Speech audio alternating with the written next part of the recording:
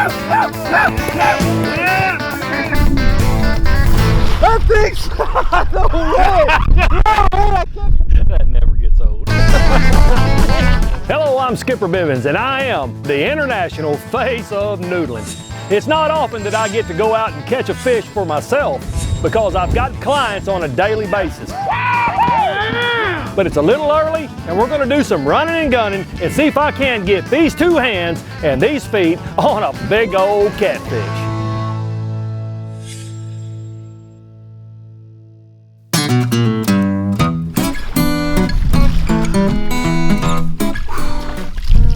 Chilly.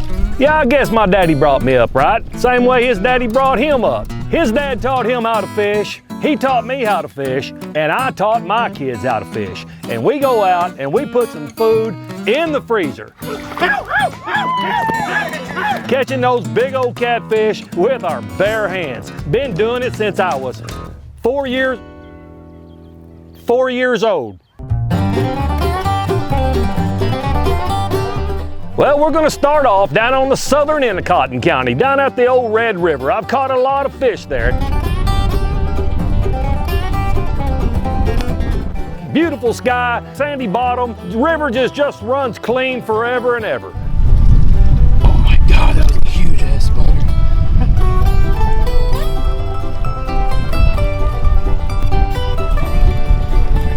Man, I ain't used to getting skunked. We ain't even laid our hands on a fish. Had a gar attack my wife. The water temperature has a lot to do with everything. It was a little cooler there and the fish just weren't ready. They're about 2 or 3 days off. We moved a little further north and hit a smaller lake where the temperature is much warmer. We're gonna get our hands on one there.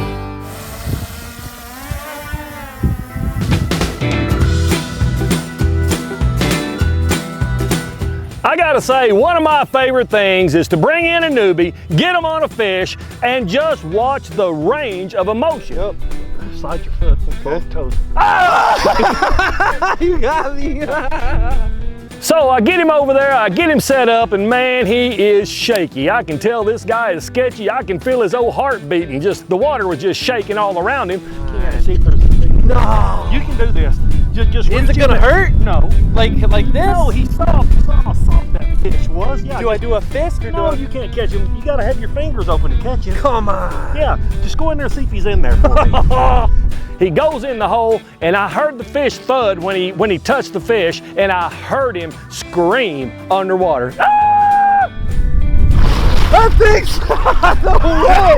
No, man, I kept hitting it. No way. And you ain't never lived till you heard a 200-pound man, full grown, scream like a little girl underwater. I was screaming like a little girl. That's what I said.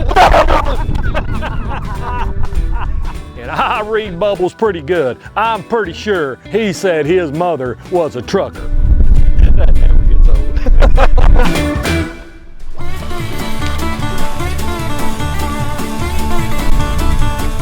I don't know why they call me Skipper.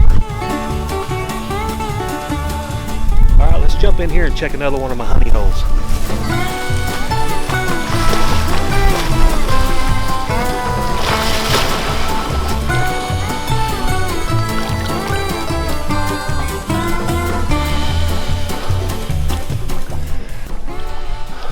See if this boy's home.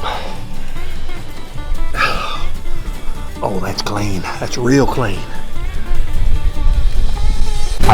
Yeah, he's in there. We got one. He's in here. Nice little flathead.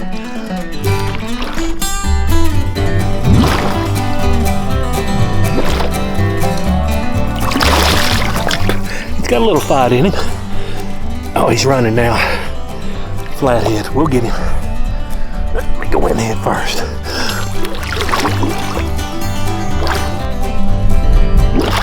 Oh, he messed up that time. We got him now. Let me grab my stringer.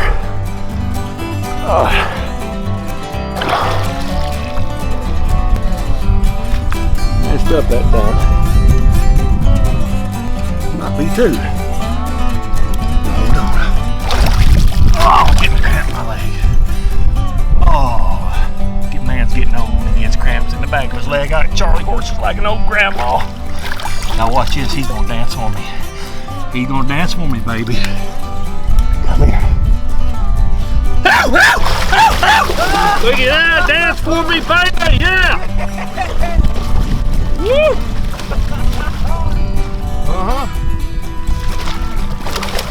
First fish of the season. Ain't nothing right home to grandma about, but hey, that'll grease a skillet right there. Ba-bam!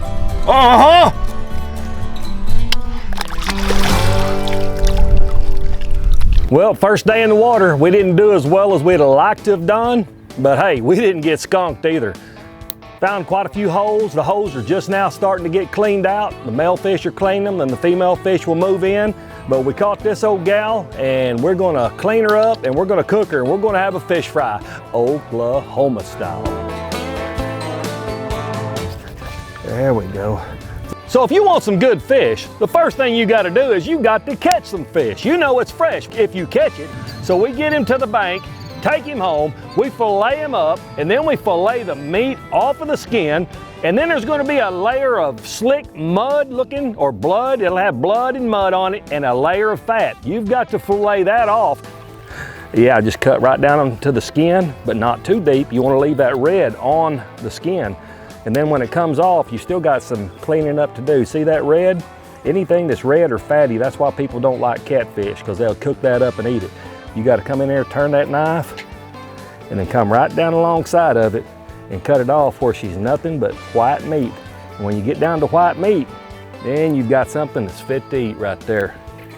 See the fat right there glistening on that, and that old red, that tastes like mud, so you got to leave that on. You don't want any of that.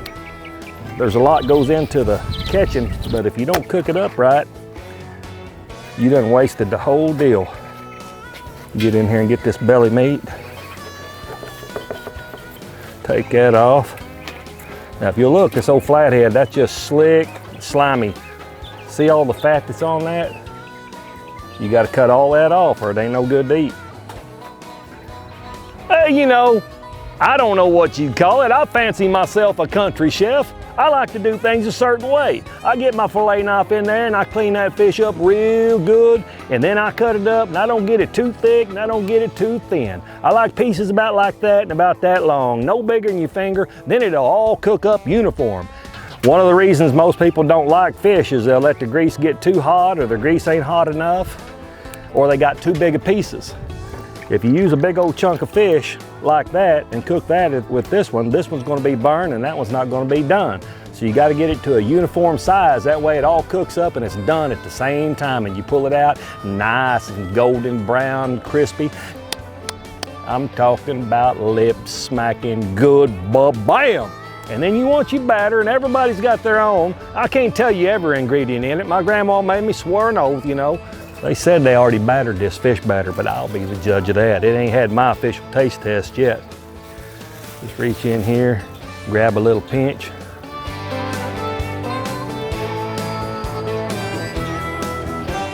That ain't bad, but I think y'all missed it. I think it needed one more shake of garlic. It needed one more shake of garlic. I already put some in that. Woman, I'm a master chef. Believe me, it needs one more shake of garlic.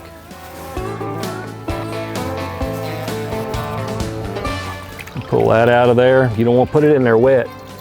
When you're coming out of water, you want to squeeze it. Squeeze it till you don't hardly get no water. You could put it in a strainer and get the same effect if you let it set a little bit, but fish kind of takes on water.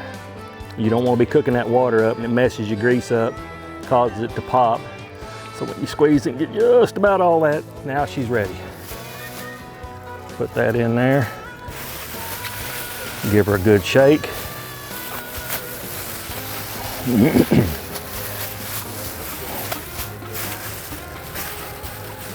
Now look at that. I'm telling you right now, ooh baby, if I like sushi, down it go. But I'm gonna wait till it comes out of that fryer because I like it deep fried. So make your fish all uniform, fry it up, get her nice and golden brown, and it's gonna put a smile on your face and a good warm feeling in your tummy.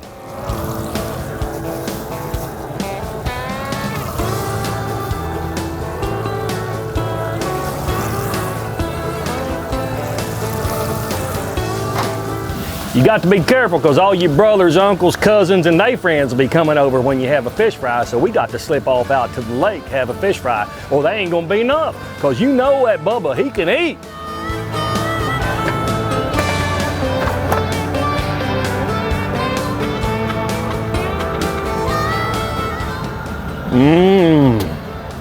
That's what catfish is supposed to taste like right there. That's Oklahoma style big fish adventures, done it up right. I wish you guys would go follow me at Skipper Bivins. You're gonna have a good time, and I promise you there'll be something there that's gonna make you giggle, laugh, snort, and maybe even poop just a little bit.